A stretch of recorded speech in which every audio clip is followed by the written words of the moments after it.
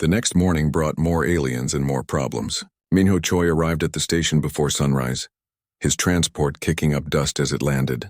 He was an exozoologist, one of the few humans who had studied the limited alien biology data that the Coalition had shared before arrival. Jiho met him at the landing pad. "They're serious about the Level 0 classification," Minho said without greeting. He looked tired, like he'd been up all night. "I've been reviewing the Coalition database they sent over. It's worse than we thought." "How much worse?" Minho pulled out his tablet. 847 surveyed worlds. Of those, only 12 still have what they call apex predators in the wild. And those 12 keep them on isolated preserves, far from any cities or towns.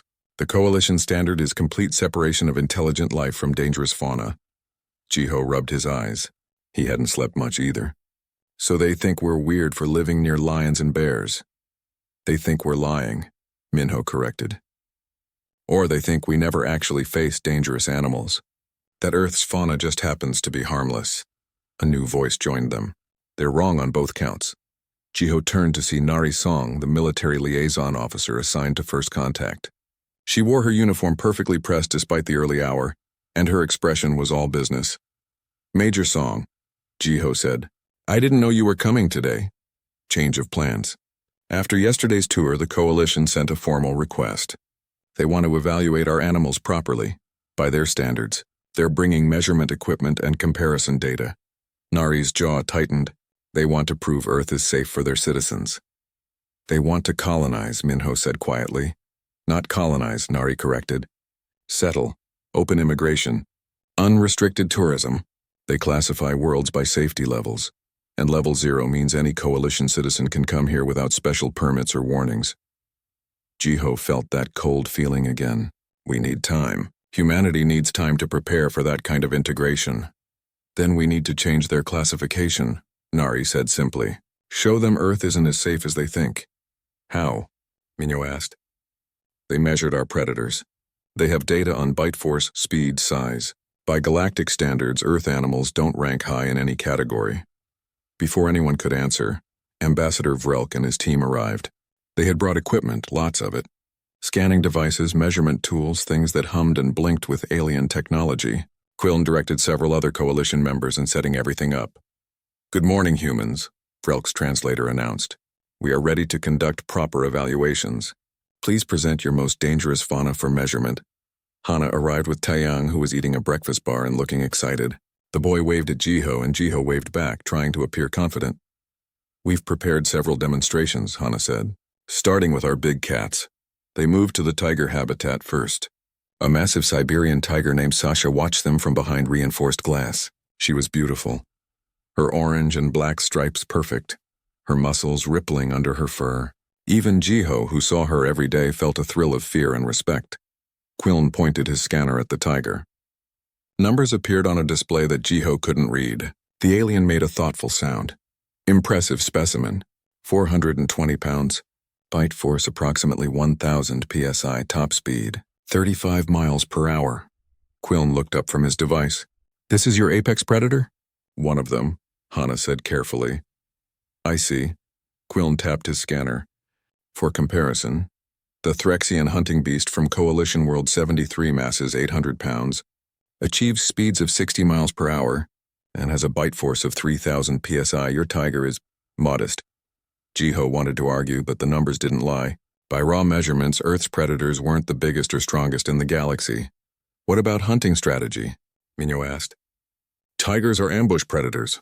They use intelligence and patience." Yes, Quillen said, sounding bored. "Predictable patterns. Ambush, chase, kill. We have documented 17 different predator strategies across Coalition worlds. Your tigers use strategy 4A. Very standard." Taeyang was watching the tiger closely. Sasha had moved to the glass, her eyes fixed on Quillen. Her tail twitched. The boy whispered to Hana, "She doesn't like him." "She's fine, sweetheart," Hana whispered back, but she moved Taeyang slightly behind her. They moved to other exhibits. The lions were dismissed as pack hunters, unimpressive individual specimens. The leopards were too small. Even the hyenas, with their incredible bite force, were classified as scavengers, minimal direct threat. Next came Deho Kang's turn. He was the marine biologist. and he'd prepared video footage since they couldn't exactly bring ocean predators to the Savannah station. The first video showed a great white shark breaching the water to catch a seal. "Now this is something," Daiho said enthusiastically. "Great whites can weigh over 2 tons and have serrated teeth that aquatic threats are easily managed," Vrelk interrupted. "Coalition citizens rarely enter natural water bodies. Contained environments are simple to control." "What else do you have?" Daiho showed footage of orcas, of giant squids, of saltwater crocodiles. Each time the aliens found reasons to dismiss them. Too specialized, too localized, too dependent on specific environments. By midday, Jiho could see the pattern. The aliens weren't trying to be rude. They genuinely saw Earth's fauna as harmless. They had come from worlds where the dangerous animals had been enormous, fast, and numerous. Earth's predators, by comparison, seemed manageable. Ambassador Vrelk called everyone together. His translator device seemed especially loud in the quiet afternoon. "We have completed our evaluation," he announced. "Earth's fauna, while interesting from a biological perspective, present minimal threat to intelligent life. Our classification stands Beast Threat Level 0. "What does that mean for us?" Nari asked sharply. "It means Earth will be opened for unrestricted coalition access. Tourism, trade, settlement, all without special safety protocols. This is good news. Most worlds require extensive safety training for visitors. Earth will not. We need time," Gio said. "Humanity isn't ready for unrestricted alien immigration. Our societies, our cultures, will adapt," Vrelk said simply. "They always do. We will file our report with the Coalition Council. Within 6 months, Earth will be fully integrated." Nari stepped forward, her military bearing clear. "And if we refuse? If humanity says no?" Vrelk's multiple eyes focused on her. "That would be unwise. The Coalition does not force membership, but isolation has consequences. Trade restrictions, technology limitations, exclusion from galactic society. Surely you do not want that." It was a threat wrapped in diplomatic language. Join or be left behind. Taeyang had been quiet through all of this, but now he tugged on Hana's sleeve again. This time he didn't whisper. He spoke clearly, loud enough for everyone to hear. "Can I show them Mr. Badger now? Please?" Hana looked down at her nephew. Every adult in the group turned to look at the 8-year-old boy. Quillen's translator made an amused sound. "Another animal?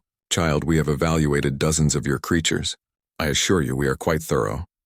Taeyang looked at the alien with the serious expression that only children can manage. "But you haven't met Mr. Badger. He's different." "I'm sure he is," Quillen said in a tone that meant he wasn't sure at all. Jiho glanced at Hana, confused. He'd heard of the honey badger in the special habitats, but it was small, maybe 25 pounds. Why would Hana look so concerned about a child wanting to show it? Then he saw her face. She wasn't just concerned. She looked like she was making a decision, weighing options, calculating risks. Finally, she looked at Taeyang and gave a small nod. "Okay," she said quietly. "Go get Mr. Badger, but just for a visit." "A supervised visit?" Taeyang's face lit up. He ran toward the special habitat building, his footsteps echoing on the metal walkway. Vrelk made a sound that might have been a sigh. "Another demonstration is unnecessary, but if it pleases the child, we will observe." Nari moved closer to Hana. "What are you doing?" She whispered. "What's Mr. Badger?" Hana watched Taeyang disappear into the building. When she spoke, her voice was very soft, almost sad. "They wanted to know why Earth has no beasts," she said. "Maybe it's time we showed them the truth." While they waited for Taeyang to return, Yuna Lee joined the group. She was the big cat specialist and she looked frustrated. Jiho had known Yuna for 5 years, and he'd rarely seen her upset. She lived for her work with the tigers and lions, and she took the aliens' dismissal of them personally. "They don't understand," she said to Jiho. "They're measuring the wrong things." "What do you mean?" Yuna gestured at the tiger habitat where Sasha still watched them through the glass. "They measured size, speed, bite force, but they didn't measure will. They didn't measure determination. Sasha once tracked a sick gazelle for 3 days without stopping. 3 days. She didn't give up, didn't get distracted, didn't quit. That's what makes her dangerous." Minho had been listening. "That's the problem with pure data. It doesn't capture behavior. It doesn't show you what an animal will do when it's hungry or threatened or protecting its young." "The Coalition doesn't care about behavior," Nari said. They've spent thousands of years eliminating dangerous animals from their worlds. They see fauna management as a solved problem. Ambassador Vrelk was examining the facility's safety measures, pointing his scanner at the reinforced glass and electric fences. Quillen stood beside him, taking notes on a device that projected holographic symbols in the air. "Excessive precautions," Quillen commented. "For creatures of such limited capacity, these barriers are wasteful. On my world, we use simple sonic deterrents for animal control. Much more efficient." Yuna's hands clenched into fists. Jiho put a hand on her shoulder and shook his head slightly. Getting angry wouldn't help. Deho approached them, his tablet showing more marine footage.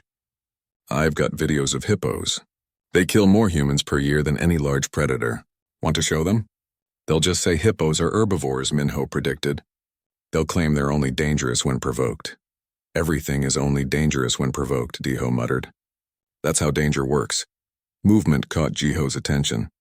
Taeyang was returning, carefully carrying a small transport crate.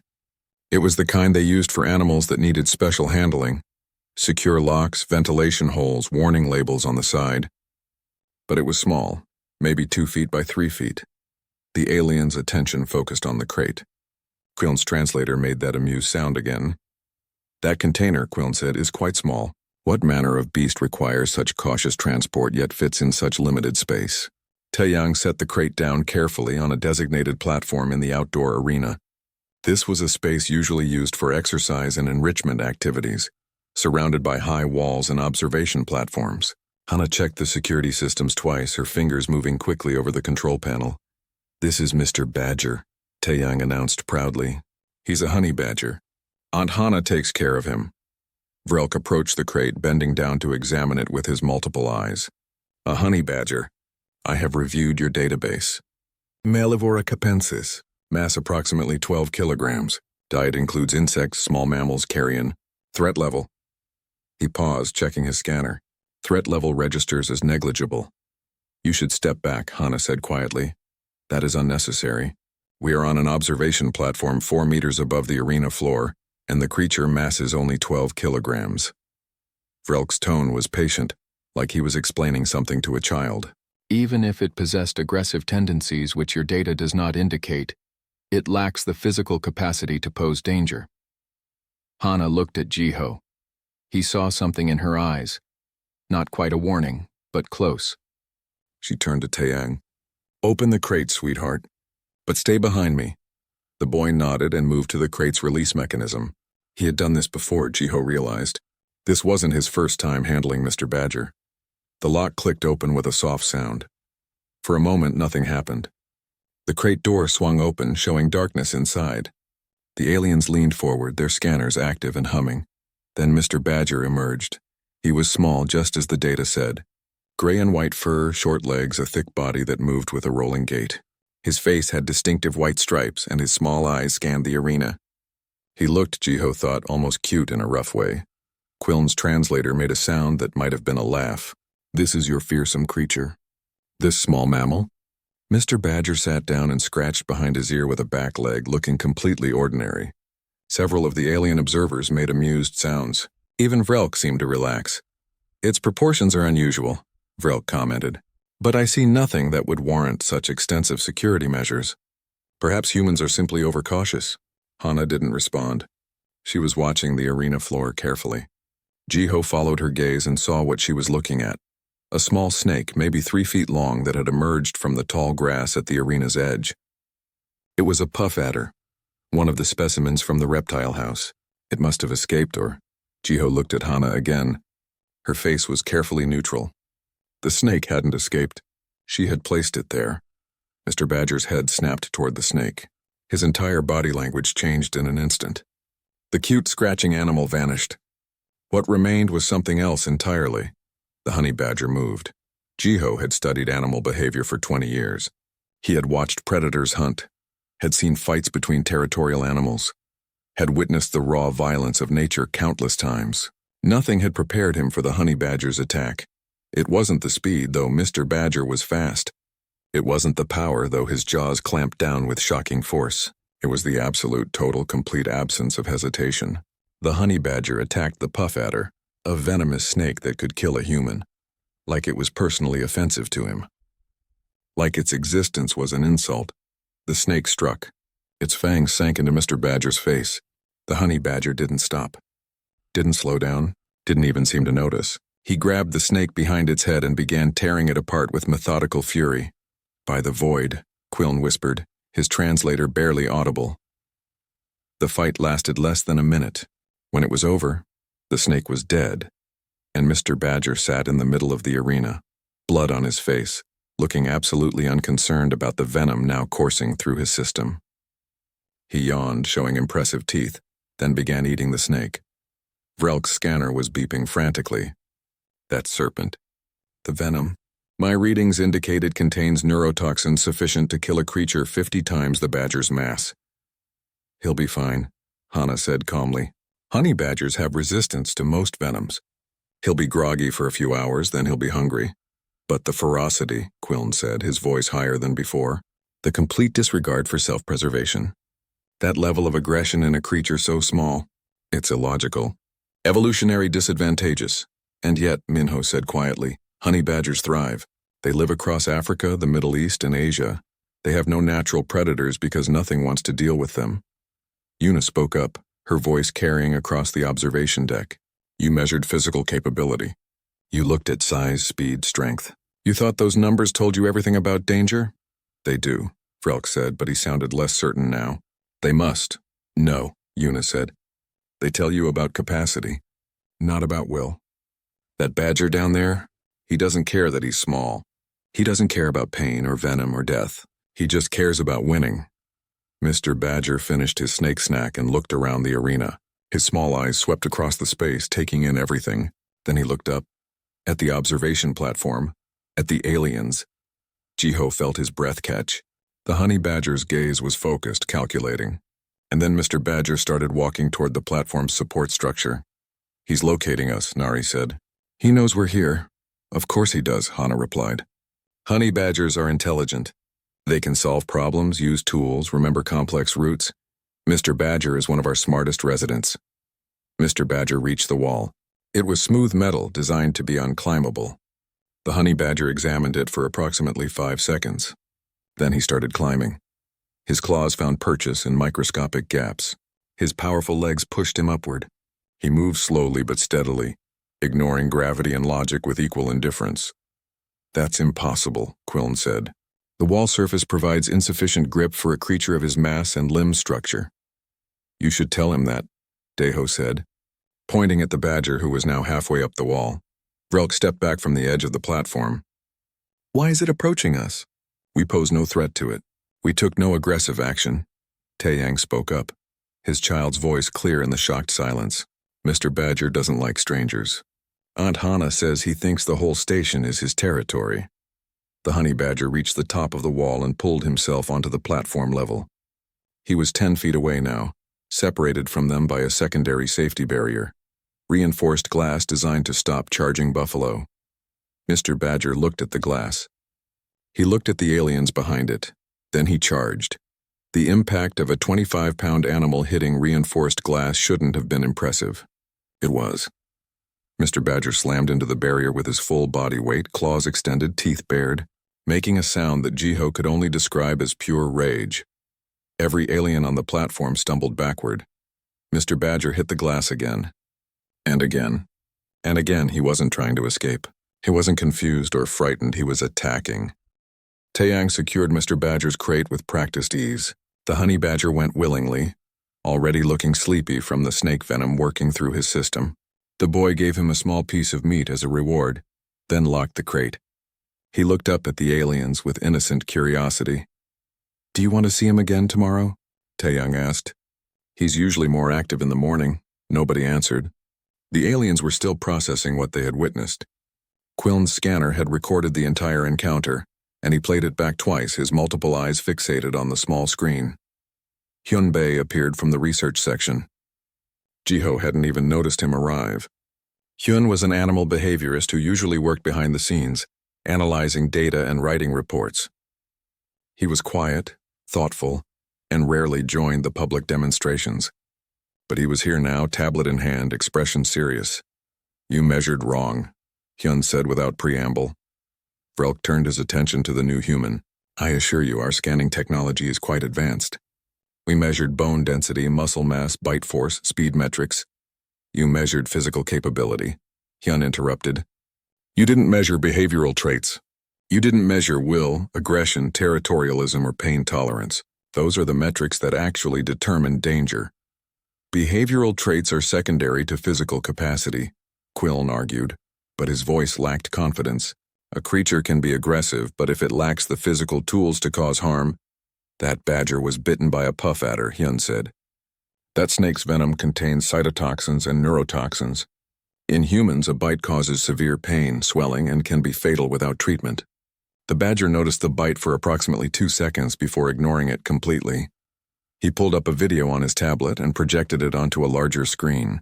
It showed a honey badger, probably Mr. Badger, digging into a beehive while thousands of bees stung him repeatedly. The badger didn't stop, didn't hesitate, just kept digging until he got the honey and larvae he wanted. African honeybees, Hyun explained. Their stings can kill large animals through sheer numbers. The badger doesn't care. He has thick skin that the stingers can barely penetrate, and he's resistant to the venom. Another video played. This one showed a honey badger fighting a pack of jackals. The jackals were larger, faster, and outnumbered the badger 6-1. The badger won, not because he was stronger or bigger, but because he simply would not stop fighting. The jackals eventually gave up and left. You see, Hyun said, you classified Earth's fauna by capacity. We classify them by behavior. A honey badger is dangerous not because of what it can do, but because of what it will do. Minho stepped forward, his own tablet ready. Let's talk about behavioral patterns across Earth species. You said tigers use strategy 4A, predictable ambush tactics. But what happens when prey becomes scarce? When a tiger gets old and can't hunt effectively? He showed images of tigers attacking animals much larger than themselves. Tigers fighting crocodiles. Tigers bringing down young elephants. They adapt, Minho continued. They change strategies. They take risks. Earth's predators don't have one hunting pattern. They have dozens, and they switch between them based on circumstances. Adaptability is valuable, Vrelk conceded. But it does not change the fundamental metrics. A tiger is still only 400 pounds. Our safety protocols are based on worst-case scenarios with creatures far more massive. Then let's talk about the creatures you dismissed, Yuna said. She had been waiting for this moment, Jiho realized. She projected images onto the screen, each one carefully selected. Hippos, she said. The image showed a massive hippopotamus with its mouth open, revealing enormous tusks. You called them herbivores, minimal threat. They kill approximately 500 humans per year in Africa. They're territorial, aggressive, and can bite a crocodile in half. An adult male weighs 4 tons and can run 30 kilometers per hour on land. Quillen made a dismissive gesture. But they are herbivores. Territorial aggression is manageable with proper boundaries. Cassowaries, Yuna continued, ignoring him. The next image showed a large, colorful bird with a distinctive helmet-like crest. Flightless bird, 130 pounds. Looks harmless. Can disembowel a human with one kick using their 4-inch claws. They're considered the world's most dangerous bird, and they will attack without provocation. Daeho took over. Box jellyfish. Nearly invisible in water, their venom can kill a human in minutes. Inland taipan snake. One bite contains enough venom to kill 100 adult humans. Sydney funnel web spider, aggressive and highly venomous. Stonefish. Perfectly camouflaged and so venomous that stepping on one causes pain so severe that victims beg for amputation. The images kept coming. Bullet ants with stings so painful they're used in tribal initiation rites. Poison dart frogs whose skin contains enough toxin to kill 10 men. Saltwater crocodiles that can hold their breath for hours and drag prey 3 times their size underwater. These are all small, Quillen protested. Mass under 1 ton, most far less. They can be avoided easily, can they? Nari asked. She had been silent during the demonstrations, but now she stepped forward with military precision. Let me tell you about human history, Ambassador. About what it took for us to survive on this planet. She brought up a map of Earth highlighting different regions. 10,000 years ago, humans were not the dominant species. We were prey, hunted by cave lions that weighed 800 pounds, stalked by short-faced bears that stood 12 feet tall, chased by terror birds that could run faster than any human. But those creatures are extinct, Vrelk said. Yes. And do you know why? Nari's voice was sharp. Not because we were stronger. Not because we were bigger, because we were more stubborn. We refused to die. We adapted, we innovated, we persisted. We turned ourselves from prey into predators through sheer determination. Hyun pulled up more data. Here's what you didn't measure, Ambassador. You didn't measure mosquitoes, tiny insects that kill more humans per year than any large predator through disease transmission. You didn't measure parasites that can control their host's behavior. You didn't measure bacteria that can kill in hours. Those are disease vectors, Quillen said, not predators. On Earth, the distinction doesn't matter. Danger comes in every size, from every direction. A human can survive a leopard attack but die from a tick bite. We can build shelters that withstand earthquakes but lose thousands to microscopic viruses. Jiho finally spoke up. He had been watching the aliens' reactions, seeing their certainty slowly crack. You asked why Earth has no beasts, Ambassador. You thought it meant we had no dangerous animals, but that's not what it means at all. Vrelk's multiple eyes focused on Jiho. Then what does it mean? It means every living thing on this planet learned to be dangerous or it died, Jiho said quietly. Earth doesn't have beasts. Earth is beasts. From the honey badger that fights lions to the goose that attacks humans in parking lots. From the hippo that kills for territory to the mosquito that kills through disease. Taeyang had been listening to everything, sitting cross-legged near Mr. Badger's crate. He spoke up in his clear child's voice. My teacher says that on Earth even the rabbits have big teeth and strong kicks. Even the deer have antlers. Even the plants have thorns and poison. The child is correct, Hyun said. Earth's evolutionary pressures created an arms race. Predators got better at hunting, so prey got better at escaping. Prey developed defenses, so predators developed counters. Nothing on this planet had the luxury of being weak. Everything had to fight to survive. Minho pulled up a final image, a world map showing the distribution of dangerous species. The map was almost entirely colored in. You surveyed 847 worlds. How many of them have dangerous fauna in every ecosystem? On every continent? In every climate zone from Arctic to tropical? Quillen checked his database. Only 7. Earth is the 8th. And of those 8, Minho continued, how many have dangerous species in both terrestrial and aquatic environments? How many have venomous species, bacterial dangers, parasitic threats, and large predators all coexisting? Quillen was silent for a long moment. Only Earth. Because Earth never stopped testing its species, Yuna said. Ice ages that wiped out the weak. Mass extinctions that reset the evolutionary playing field. Climate changes that forced constant adaptation. For billions of years, Earth was a testing ground for survival. Only the most adaptable, most determined, most dangerous species made it through, including humans, Nari added. We are the product of that same testing ground. We survived everything Earth threw at us. The cold, the heat, the predators, the diseases, the disasters. We didn't just survive, we thrived, because we learned from our environment. Vrelk looked at the honey badger crate. Mr. Badger was sleeping now, recovering from the venom, completely at peace. That creature, it's an aberration, surely. An outlier? No, Hana said softly. He's typical. There's a wolverine in the northern habitats that fights bears for food, a shrew in the small mammal section that must eat every 2 hours or die, and will attack anything that gets between it and food. A weasel that can kill rabbits 10 times its size. They're all like Mr. Badger, all of them. She looked at the aliens directly. You wanted to classify Earth as level 0, safe for unrestricted settlement. The aliens stayed at the station for 3 more days. They didn't ask for more demonstrations. Instead, they spent their time reviewing data, scanning environments, and having quiet conversations among themselves. Jiho watched them from a distance, wondering what they were thinking. On the morning of the 4th day, Ambassador Vrelk requested a final meeting. Everyone gathered on the observation deck again. Jiho, Hana, Minho, Nari, Yuna, Daiho, and Hyun.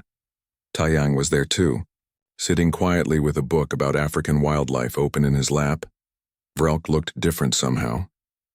His posture was less confident, his movements more careful. He had spent the previous afternoon watching Mr. Badger through the habitat cameras.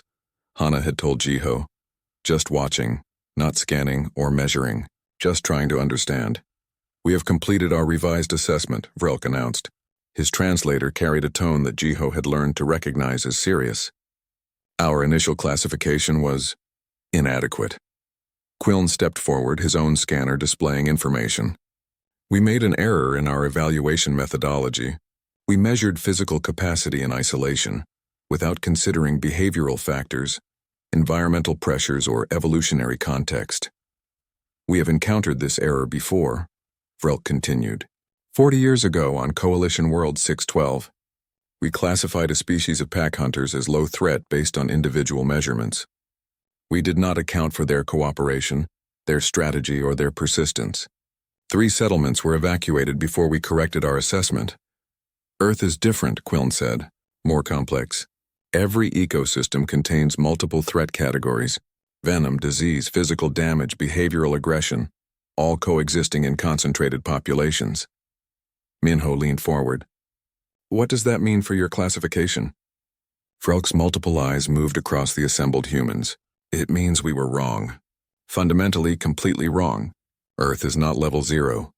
Nari's expression didn't change, but Jiho saw her shoulders relax slightly. What level, then? We are creating a new classification, Quillen said. Level Omega. It designates worlds where the intelligent species evolved in constant competition with extreme fauna across all ecosystem types. Only 8 worlds in Coalition records qualify. Earth is one of them, Vrelk said, and by our measurements it may be the most extreme example. Jiho felt something tight in his chest loosen. What does level Omega mean for settlement and immigration? Restricted access, Quillen explained. Visitors must complete extensive training. Safety protocols are mandatory. Settlement requires special permits and demonstrated survival skills. Earth will be treated as what it is, a world where danger is woven into the fabric of life itself. Good, Nari said simply. Vrelk shifted, a gesture that might have been uncomfortable. We owe you an apology. We arrived with assumptions based on incomplete data. We dismissed your concerns. We underestimated your world and by extension your species. You measured our animals, Hyun said quietly, but you didn't understand them. Size and strength aren't what make something dangerous on Earth. It's will, determination, adaptation. Those are harder to measure, but far more important. Taeyang looked up from his book. Like Mr. Badger? Vrelk's eyes focused on the child. Yes, like Mr. Badger. That creature taught us more about Earth in 10 minutes than our scanners did in a week. He's sleeping now, Taeyang said. The snake venom makes him tired. But tomorrow he'll be hungry again. Aunt Hannah says he's always hungry. Hannah smiled at her nephew. Honey badgers have very fast metabolisms. They eat constantly to keep up their energy. Energy for what? Quillen asked. For living, Hannah said simply. For surviving. For being themselves, Yuna spoke up. Can I ask you something, Ambassador? You said your world eliminated its dangerous fauna 4,000 years ago. What was it like? The great flying predators? Vrelk was quiet for a moment. They were magnificent. 30-meter wingspans, as I mentioned. They could lift prey twice their mass. They hunted in pairs, coordinating attacks with remarkable intelligence. Why did you kill them? Because they killed us, Vrelk said. Our early cities were vulnerable. Settlements could be destroyed by a single attack. We had no choice but to fight back. And you won, Yuna said. We won, Vrelk agreed. We developed weapons, strategies, traps. It took 300 years, but we eliminated every one of them. Our world became safe. Our civilization could finally flourish without fear. Do you regret it? Jiho asked carefully. Vrelk's eyes moved in patterns that Jiho couldn't interpret. I never thought I did. It was necessary. Survival demanded it. But standing here, seeing your tigers and lions and elephants, seeing that small fierce creature in its crate, I wonder what we lost. Not just the predators themselves, but what they taught us. The caution. The respect for nature. The understanding that we are part of the ecosystem, not above it. Minho nodded slowly. That's why we preserve them. Not in spite of the danger, but because of it. They remind us where we came from, what we survived, what shaped us into who we are. Your species made a different choice than ours, Quillen observed. You chose coexistence. Difficult, dangerous coexistence. We did, Jiho agreed. And it hasn't been easy. People die every year from animal encounters. Lions escape sometimes. Snakes end up in homes. Sharks attack swimmers. We could eliminate these threats if we wanted to. We have the technology and the weapons, but you don't, Vrelk said. No, because they're part of Earth, part of us in a way. The honey badger's stubbornness, the wolf's loyalty, the crow's intelligence, these aren't just animal traits. They're human traits too. We learned from them, or maybe we learned alongside them. Either way, removing them would remove something essential about what it means to be from Earth. Deho added, plus, practically speaking, ecosystems need predators. Remove the lions and the herbivore populations explode. Remove the herbivores and the plants suffer. Remove any major piece and the whole system destabilizes. We learned that lesson the hard way a few centuries ago. Nari's military perspective came through. And strategically, living with dangerous animals keeps us sharp. Our emergency response systems, our medical technology, our situational awareness, all of it is better because we face real threats regularly. A civilization that eliminates all danger tends to become complacent. Interesting perspective, Vrelk said. The coalition has indeed grown comfortable. Our worlds are carefully controlled environments, predictable, safe. Some might say too safe. Taeyang had been listening intently. Now he closed his book and stood up. Mr. Ambassador, can I ask you something? Of course, young one. Do you have any animals on your world? Not dangerous ones, but any animals? Vrelk seemed surprised by the question. We have domesticated species, food animals, some kept as companions. Why do you ask? Because I feel bad for you, Taeyang said with the honest directness of a child. A world without animals sounds lonely. Even the dangerous ones are beautiful. Even Mr. Badger when he's not attacking things. Nobody spoke for a moment. Then Vrelk made a sound that the translator rendered as soft laughter. You are wise beyond your years, child. Yes, it is lonely sometimes. We have order and safety and predictability, but we lost wildness. We lost the unexpected. We lost the knowledge that not everything can be controlled or measured or predicted. You can visit Earth whenever you want, Taeyang said.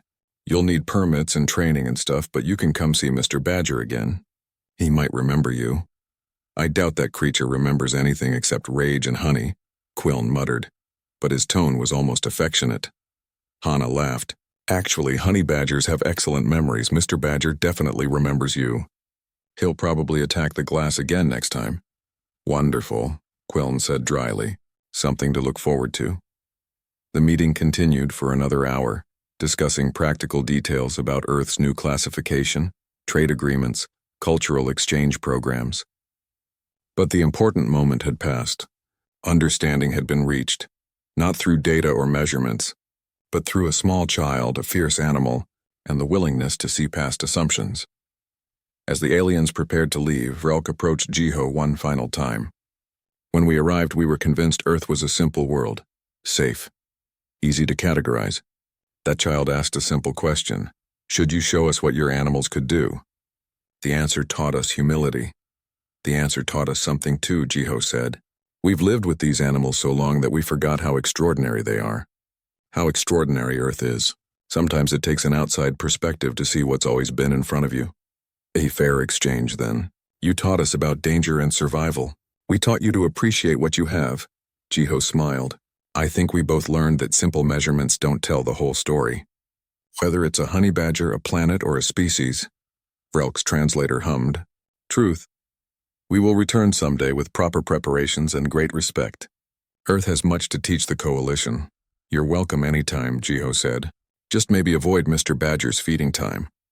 After the aliens departed, the team gathered one final time on the observation deck. The sun was setting again, painting the savanna in brilliant colors. In the distance, a herd of elephants moved slowly across the plains. Somewhere, a lion called to its pride. The sounds of Earth's wildlife filled the air as they had for millions of years. Jiho Park stood at the edge of the observation deck, watching the massive alien ship settle onto the African plains. The grass bent flat under invisible forces and dust swirled in perfect circles. He had dreamed of this moment his entire career as a xenobiologist. First contact, the day humanity would finally meet beings from another world. Beside him, Hana Kim checked her datapad for the 100th time. She was the head wildlife keeper at Conservation Station Alpha 7 and she looked nervous. Her fingers kept tapping the screen even though nothing had changed in the last 30 seconds. They're here for peace, Jiho said, trying to sound confident. The Coalition sent friendly messages for 3 months before coming. Hana nodded but didn't look convinced. I know. I just hope they understand what we do here. Some people don't get why we keep dangerous animals alive. A small voice piped up from behind them. Because the animals are cool.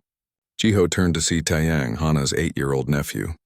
The boy was supposed to be in the education center, Not on the observation deck during first contact. Hana sighed and ruffled his hair. You're supposed to be with the other kids, Taeyang. But I wanted to see the aliens.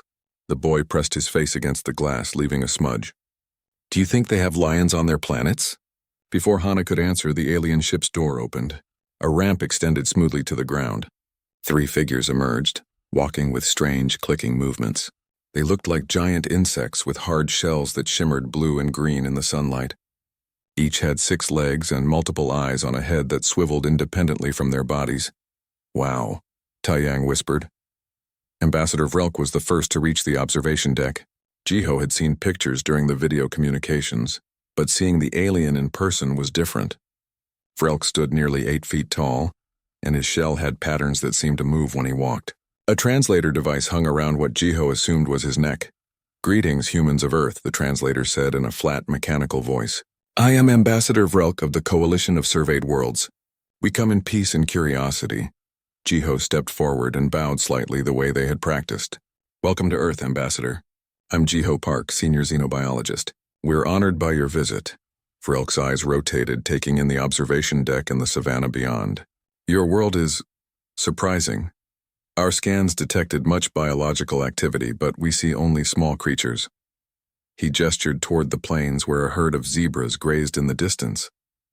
We expected larger fauna. More dangerous beasts, Hana stepped forward.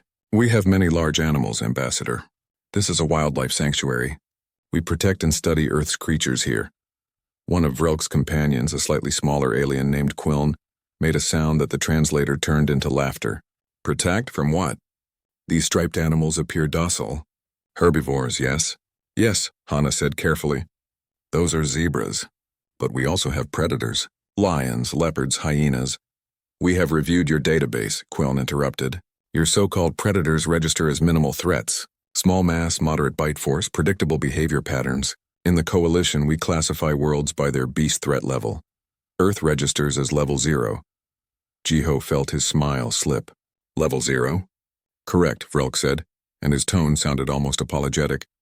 It means your world has no significant fauna threats. This is actually quite rare and valuable. Most worlds that develop intelligent life do so only after eliminating their dangerous megafauna. Your species appears to have faced no such challenges. That's not true, Jiho said, trying to keep his voice calm. Humans coexisted with dangerous animals for thousands of years. We chose to preserve them, not eliminate them. Quiln made that laughing sound again. Chose or simply never faced real danger? I have studied 847 worlds in the Coalition database. True apex predators, beasts that threaten civilization, these are rare. Only 12 worlds still maintain such creatures and none near population centers. Taeyang tugged on Hana's sleeve. She looked down at him and he whispered something. Hana's eyes went wide and she shook her head quickly. The boy frowned but stayed quiet. Vrelk was still talking, his translator device working smoothly. Our own world, Chris, once had great beasts. Flying hunters with wingspans of 30 meters. We eliminated them 4,000 years ago. It was necessary for our survival and progress.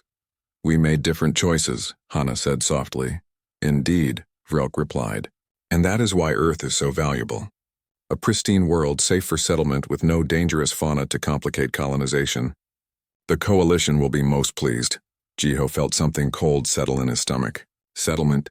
We haven't agreed to any— Of course, Vrelk said, waving one of his many limbs. All in time. First, we must complete our survey. We would like to tour your facility, see these animals you protect. It will be educational for us to see such primitive ecosystems. The word primitive hung in the air like an insult. Jiho saw Hana's jaw tighten. Even little Taeyang looked upset. We'd be happy to give you a tour, Jiho said, forcing politeness into his voice. Hana is our best guide. She knows every animal here. They began walking through the facility. Vrelk and Quiln examined everything with their multiple eyes, commenting on the quaint habitats and unnecessary safety measures. They passed the lion enclosure where a massive male was sleeping in the shade. Magnificent, Jiho said, but dangerous. Adult males can weigh over 500 pounds. Quiln's translator made a dismissive sound. On Chris, our ancient predators weighed 20 tons. This is merely a large cat. Taeyang had been walking quietly beside them, but now he spoke up. Mr. Jiho, can I ask something? Sure, Taeyang. The boy looked at the aliens with his head tilted. Should we show them what our animals can really do? Like really, really do? Jiho laughed, trying to ease the tension. I don't think that's necessary, buddy. Our guests are just visiting. But Hana wasn't laughing. She looked at Taeyang with an expression Jiho couldn't quite read. Worry, maybe, or something else. Something that made Jiho suddenly remember that Hana worked in the special habitats too. The ones they didn't show tourists. The ones where they kept the animals that even experienced handlers approached with extreme caution.